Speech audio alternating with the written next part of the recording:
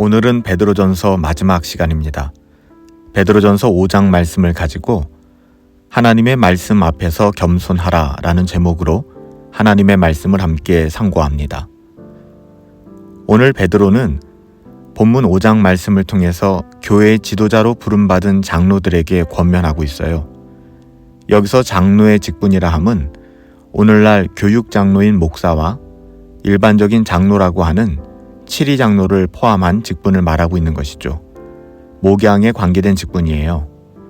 베드로는 자기 자신을 이런 장로의 직분을 맡은 사람 중에 하나다라고 소개하고 있고요. 더불어 이런 자신을 그리스도의 고난의 증인이다 라고 이야기합니다. 그리스도의 고난의 증인으로서 장차 나타날 하나님의 영광을 누리게 될 자라 이렇게 소개하고 있는 것이죠. 이것은 교회를 목양하는 장로들 뿐만 아니라 주의 몸된 교회를 섬기며 세우는 모든 영적 지도자들, 경건한 어른들에게 해당되는 말씀이에요. 그러기에 우리 모두가 경청해야 하는 하나님의 말씀인 것이죠.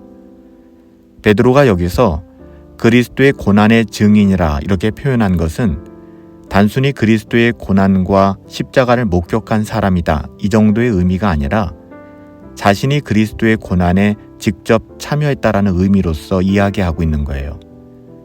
그러기에 베드로는 이렇게 주의 고난에 참여한 자로서 그리스도의 영광의 날에 자신 또한 그 영광에 참여하게 될 것을 믿음으로 고백하고 있는 것이죠. 사실 이런 믿음과 소망이 있기에 그 어려운 고난의 시기를 지나면서도 많은 믿음의 사람들이 자신의 신앙을 지켜낼 수 있었던 거예요. 이렇게 주의 고난에 함께하고 주의 영광 또한 함께 누리게 될 것이라는 소망이 당시의 고난의 삶 속에서도 살아가야 했던 경건한 신자들에게, 하나님의 자녀들에게 큰 위로와 확신을 주었던 것이죠. 오늘 본문에서 사도 베드로는 신앙생활의 기본적인 원리에 대해서도 이야기합니다. 신앙생활의 기본적인 원리, 물론 그 근본은 은혜겠죠. 은혜가 격발하여 드러날 수 있는 것이 신앙생활이니까요. 하나님의 자녀된 삶이죠. 하나님의 자녀다운 삶은 은혜 없으면 불가능한 거예요. 이를 더욱 구체적으로 베드로는 첫 번째로 부득이함으로 해서는 안 된다라고 2절에 말씀하고 있죠. 억지로 마지 못해서가 아니라 우리의 신앙생활은 봉사와 섬김은, 나눔은 자원함으로 해야 한다는 것입니다. 우리가 신앙생활을 하다 보면 자원함으로 시작했다가 시간이 지남에 따라 억지로 하게 되고 결국에는 신앙이 파산되는 분들을 주변에서 어렵지 않게 보게 되잖아요. 은혜가 없기 때문이거든요. 은혜는 밖에서 누가 더하여 주는 게 아니에요. 우리 주님께서 이미 우리에게 베풀어 주신 우리의 하나님의 자녀됨 그 자체가 은혜 위에 은혜거든요. 이걸 모르니까 자꾸 다른 은혜를 구하게 되는 거예요. 그러니 우리가 하나님께 드리는 예배 속에서도 어처구니 없이 은혜가 있다, 은혜가 없다 우리가 판단하여 이야기하는 것이고요. 우리가 원하는 은혜겠죠. 그런 은혜를 추구하며 말도 안 되는 이야기를 하게 되는 거거든요. 신앙의 가장 기본은 은혜예요. 여기서 흘러나오는 자원하는 마음, 이것이 신앙생활에서 제일 중요한 것입니다. 그러기에 교회를 섬기는 지도자들은 하나님의 뜻을 따라 자원하는 마음으로 하나님의 양무리를 돌봐야 한다는 이야기죠. 둘째는 교회 지도자들은 목양함에 있어서 그의 양무리가 자기 양이 아니라 하나님의 양임을 기억해야만 한다는 거예요.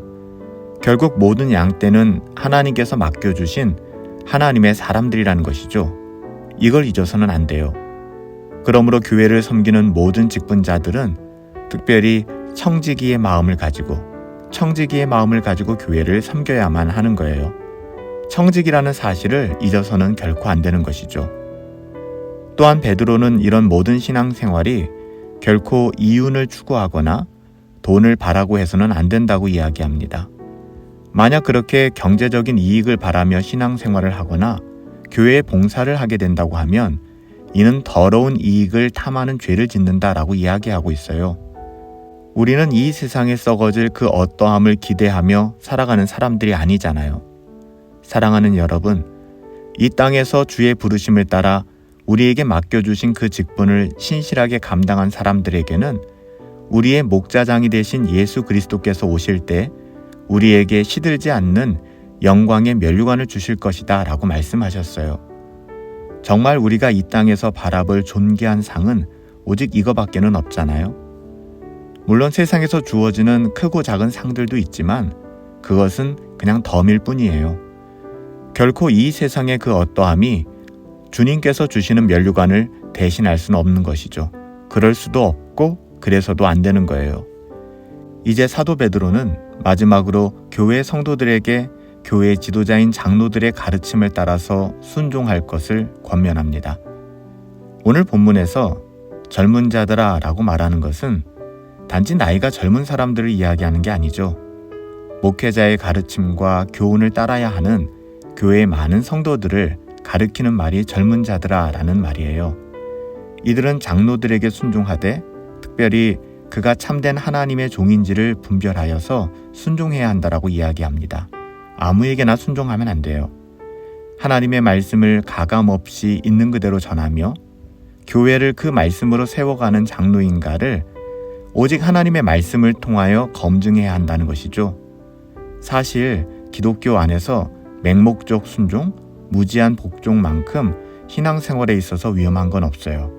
하나님의 말씀을 떠난 순종, 복종은 사입이 이단으로 빠지는 길이거든요. 분별하고 참된 교회와 참된 장로, 목회자라는 것이 성경으로 증명된다면 그럼 어떻게 해야 될까요?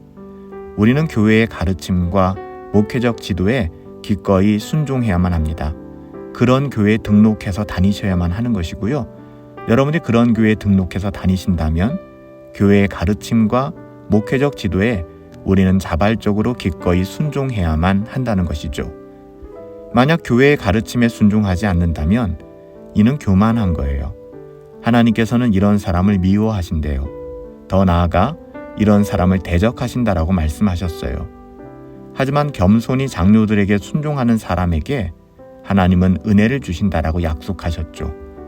오늘 본문 6절 말씀에 보니까 우리는 그때를 잘 모르지만 하나님께서 정하신 그때가 되면 하나님의 말씀에 순종하는 사람, 겸손한 믿음을 가지고 경건하게 살아간 그 사람들을 하나님께서 친히 높여주신다라고 말씀하셨어요.